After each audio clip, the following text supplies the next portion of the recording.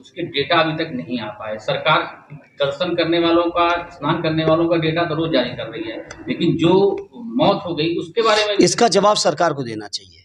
और जिस दिन से घटना हुई है, आदरणीय राष्ट्रीय अध्यक्ष जी और पूरी समाजवादी पार्टी प्रेस के माध्यम से, संसद के माध्यम से, हर प्लेटफॉर्म पर ये सवाल कर रहे हैं, लेकिन आज तक इस बात का जवाब नहीं है। कल ही मैं सुन रहा था मुख्यमंत्री जी अपनी पीठ थपथपा रहे थे कि 49 करोड़ से ज़्यादा लोगों ने स्नान कर लिया।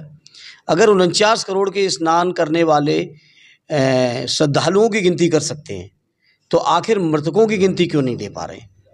आखिर जो लोग अभी भी लापता हैं उनकी गिनती क्यों नहीं दे पा रहे हैं? और मैं समझता हूँ शंका इस बात की है कि जो लोग लापता हैं वो भी कहीं ना कहीं आज शायद दुनिया में नहीं है, क्योंकि तभी लोग नहीं मिल पा रहे हैं। सर, आपके एक सांसद अफजल अंसारी जी हैं, उन पर मुकदमा दर्ज किया गया है। उन्होंने ये कह दिया था कि जो जितने लोग स्नान करने जा रहे हैं सीधे बैकुंठ चले जाएंगे, फिर न कि कुछ बचे। देखिए, अफजल साहब का मैंने सुना नहीं बयान, इसलिए मैं उस पर कुछ नहीं कहूँगा, लेकिन हाँ, इस समाजवादियों पे मुकदमा होना कोई बड़ी चीज़ तो है नहीं। अभी कल ही रात लखनऊ में जिस तरह का तांडव चल रहा है मनीष जगन अग्रवाल जी को लेकर, कोई मामूली बात है। और आज मैं सुबह देख रहा हूँ मीडिया पे, सोशल मीडिया के राष्ट्रीय अध्यक्ष जी के आवास के सामने छावनी बन गई है। अब सोचो, राष्ट्रीय अध्यक्ष जी के आवास के सामने छावनी बना दे रहे हैं। तो ये बीजेपी के लोग क्या कर रहे हैं क्या नहीं, क्योंकि इनके पास अपनी उपलब्धि बताने को, अपने किए हुए कामों को बताने के लिए कुछ नहीं है। केवल प्रशासन के लोग जो छावनी बनाने में लगे, अगर इतना ही प्रशासन कुंभ की व्यवस्था में लगाए होते तो शायद इतने लोगों की जान न गई होती, लेकिन उधर ध्यान नहीं था। उधर केवल विज्ञापन हो रहा था, प्रचार हो रहा था, प्रसार हो रहा था, और सीना ठोका जा रहा था कि हम ये कर रहे हैं, हम 100 करोड़ का इंतजाम कर रहे हैं। और हालत ये है ट्रैफिक का, मैं समझता हूँ अभी पिछले मौनी अमावस्या से लेके अब तक क्या स्थिति है आपके सामने है सब। पिछले 10-15 दिनों से पूरे इलाहाबाद से लेके पूरे पूर्वांचल या इलाहाबाद के लिए जहाँ जहाँ से भी रास्ते आ रहे हैं, क्या व्यवस्था है ट्रैफिक की। तो सर, मिसमैनेजमेंट का शिकार हो गया है पूरा मिसमैनेजमेंट का शिकार है पूरी तरह से। केवल ये जो शैली है भारतीय जनता पार्टी की काम करने की, केवल विज्ञापन करना, प्रचार करना, प्रसार करना, अगर उस शैली की बजाय इन्होंने कोई बेहतर काम करने का प्रयास किया होता, इतने बड़े जो क्राउड के मैनेजमेंट के जो लोग अनुभवी लोग हैं उनका अगर इस्तेमाल किया होता। ऑलरेडी राष्ट्रीय अध्यक्ष जी कहते हैं कि मुख्यमंत्री जी हर मामले में एक्सपर्ट हैं, उनको किसी एक्सपर्ट की राय की ज़रूरत ही नहीं पड़ती है। तो जब खुद ही सब एक्सपर्ट है तो फिर इसके आगे क्या कहना है। जब आप लोग को सवाल उठाते हैं तो कहते हैं सनातन विरोधी हैं, आप लोग हिंदू विरोधी हैं। उनसे हमें प्रमाण नहीं चाहिए, और आखिर वो हैं क्या जो प्रमाण दे रहे हैं, आखिर वो हैं क्या प्रमाण दे रहे हैं। और हम समाजवादियों के लिए फ़ख्र का विषय है, श्रद्धेय नेताजी के लिए, आदरणीय राष्ट्रीय अध्यक्ष अखिलेश यादव जी के लिए, जो भाव या जो प्रमाण शंकराचार्य महोदय ने दिया हो, उनसे बड़ा तो मैं नहीं समझता धर्म में किसी की बात का कोई वैल्यू है। जब उन्होंने ठहराया कि पिछला कुंभ शानदार हुआ था, बेहतर हुआ था, अच्छी व्यवस्थाएं हुई, संतों को सम्मान दिया, वो चीज़ें अब हमें इनसे प्रमाण पत्र लेने की थोड़ी ज़रूरत है भारतीय जनता पार्टी के लोगों से।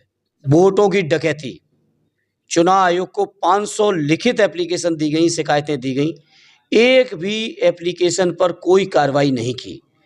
इसीलिए हम लोगों ने मजबूर होकर संसद के अंदर चुनाव आयोग के लिए कफन का इंतजाम किया।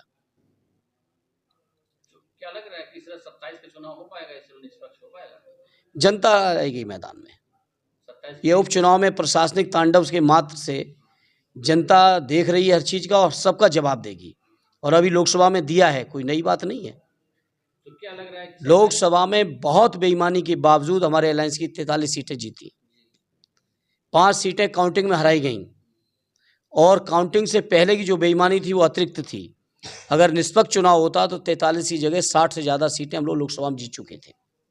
क्या रणनीति रहेगी 27 के लिए? अब रणनीति बता देंगे तो रणनीति का तो आगे वो दूसरा इंतजाम कर। लेकिन हाँ, एक चीज़ ज़रूर है, पीडीएफ परिवार प्रदेश का जनमानस आदरणीय अखिलेश जी के नेतृत्व में मजबूती से खड़ा होगा, और मैं समझता हूँ इस तरह की हर बेईमानी का जवाब जनमानस लोकतांत्रिक तरीके से देगा। दिल्ली में सर केजरीवाल जी की हार का कारण क्या रहा? मानते हैं कि चुनाव आयोग रहा उसमें जिम्मेदार या जनता रही? नहीं, चुनाव आयोग तो हर जगह शामिल है, महाराष्ट्र में भी शामिल था। चुनाव आयोग ही उनका सबसे बड़ा टूल बना हुआ है। महाराष्ट्र में भी थे, दिल्ली के लोगों की भी यही शिकायत है, उत्तर प्रदेश में हम लोगों ने अभी जो 9 इलेक्शन हुए थे उनमें भी तांडव देखा है, मिल्कीपुर में भी तांडव देखा है। तो ये तो सब चीज़ें अपने साथ चली रही हैं, लेकिन बाकी मैं समझता हूँ आम आदमी पार्टी और वहाँ के लोग समीक्षा करेंगे।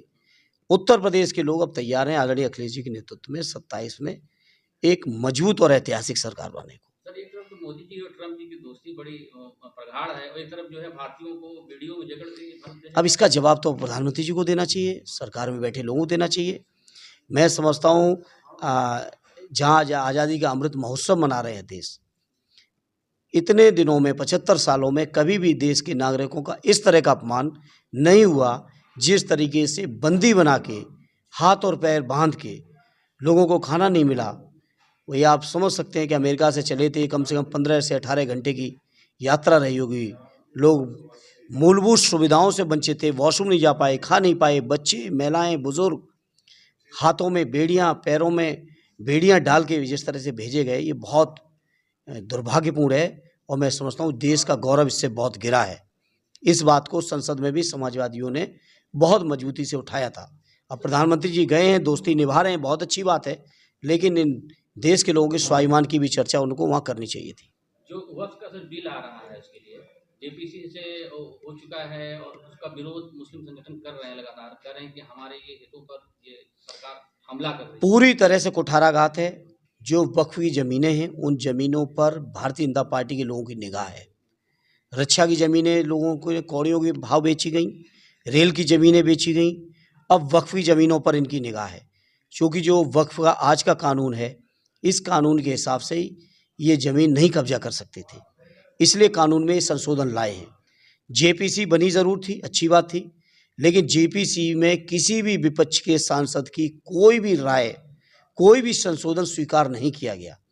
और हद तो तब हो गई जब उनका असहमति पत्र जो होता है, जो संसद किसी भी सांसद को समिति में हक है कि वो असहमति पत्र दे सकता है और वो कमेटी की रिपोर्ट का हिस्सा होता है, वो कमेटी की रिपोर्ट का भी हिस्सा नहीं बनाया गया था।